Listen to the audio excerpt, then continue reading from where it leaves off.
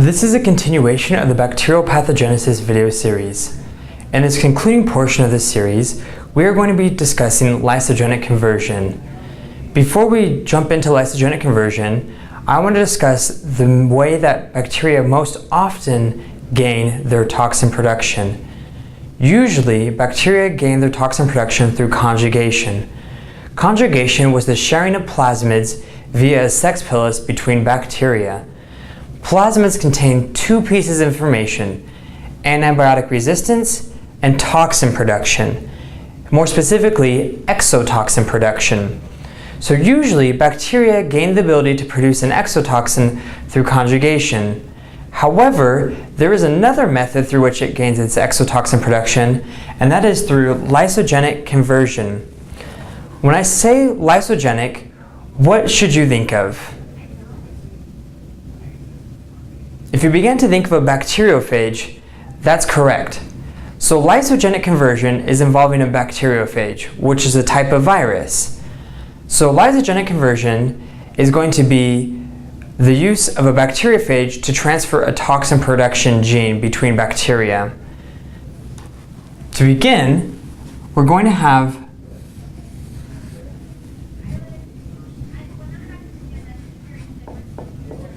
the bacteriophage is going to attach to a bacteria.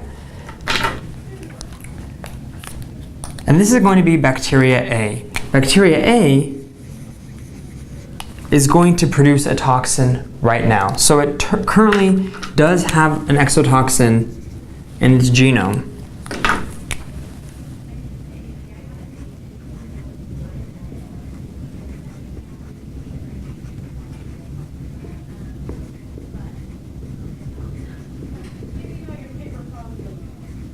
So the bacteriophage is going to enter through penetration.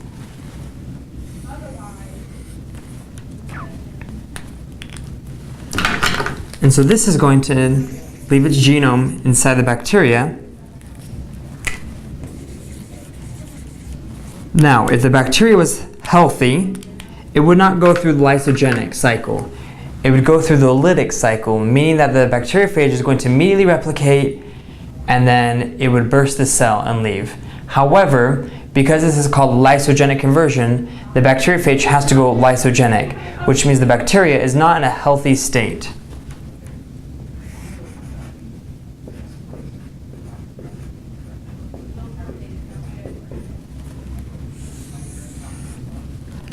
This is going to cause the bacteriophage to integrate its genome with the bacterial genome. So this integration of viral genome and bacterial genome has a special name, and that is called prophage.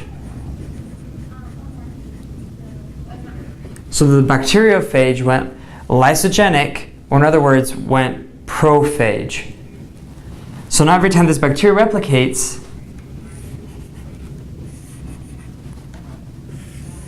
the viral genome is replicated with the bacterial genome.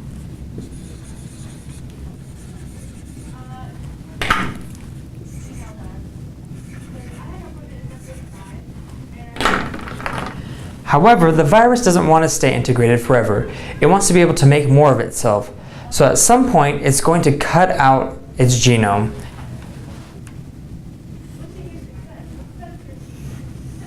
And this is called excision.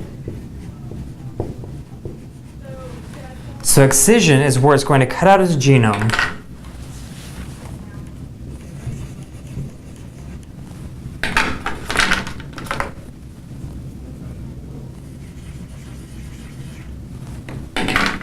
Normally, this is how it should occur. The virus only cuts out its own genome.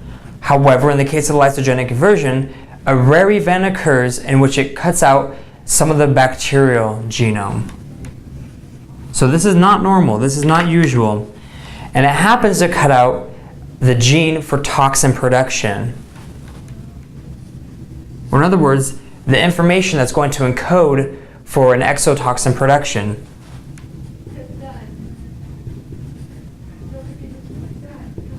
So it's a toxin gene. The bacteriophage, he doesn't care that he got some extra genome. It thinks, oops, took more than I was supposed to. oh well, I'm just going to replicate. But when it replicates, now all the future bacteriophage genomes are going to have that exotoxin gene.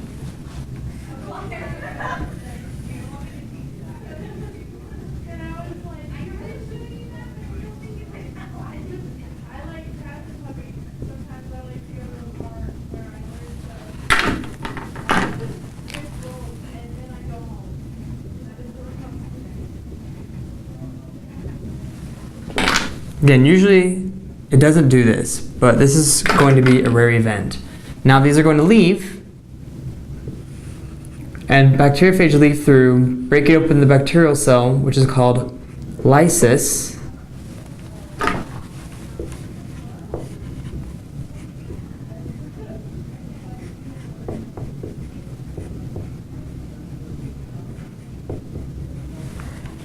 And these bacteriophage are now going to infect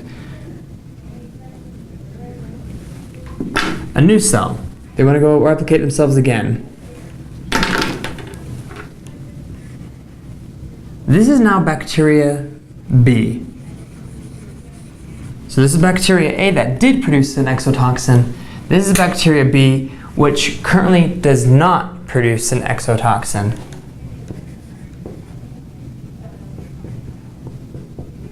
So no toxin production right now for this second bacteria.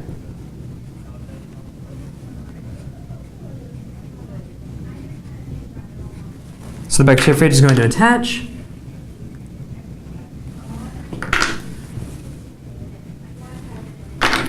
Penetrate through which it enters, so it's going to inject its genome.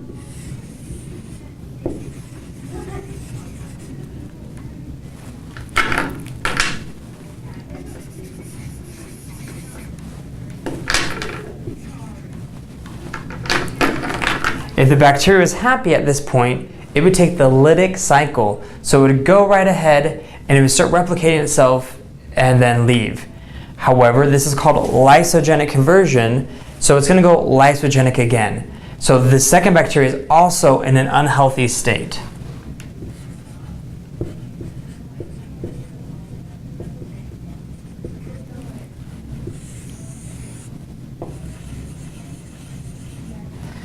So now it's going to go prophage, which means it integrates its genome. So it integrates the viral genome, but it also integrates this bacterial toxin gene.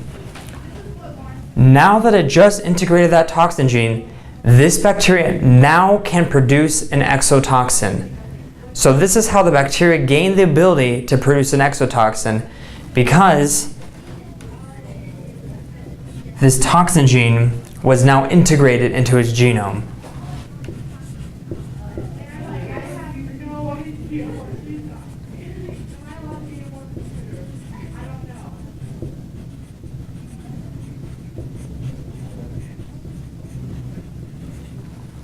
So this is key, the fact that it did not produce it, but now it did because the toxin gene is integrated. So anytime this bacteria replicates, all its future progeny, which means all the future bacteria made off of it, are also going to have that toxin gene, so they're all going to be able to produce this exotoxin.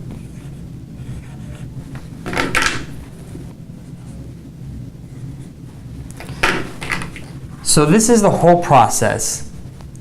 Again, bacteriophage enters, goes lysogenic or prophage, cuts out a little bit more than it should, replicates, goes into another bacteria. The bacteria doesn't produce an exotoxin, injects its genome, integrates. Now this bacteria can produce an exotoxin, and so can its progeny. So if I was to give a sentence to describe lysogenic conversion, I would say lysogenic conversion is the process through which a bacterium gains the ability to produce an exotoxin through a bacteriophage. Again, lysogenic conversion is the process through which a bacterium gains the ability to produce an exotoxin through a bacteriophage. As I mentioned earlier, this is a rare event. This is not common. There are many things that have to occur for this to happen, such as integrating right next to the toxin gene, actually cutting out the toxin gene, and then 2 bacteria that both are in an unhealthy state. So this is not something that's common. Therefore, there are 3 bacteria that gain their exotoxin production through this process that are critical to know.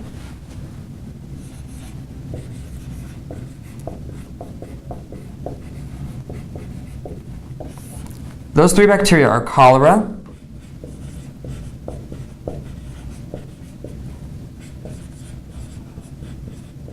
botulism,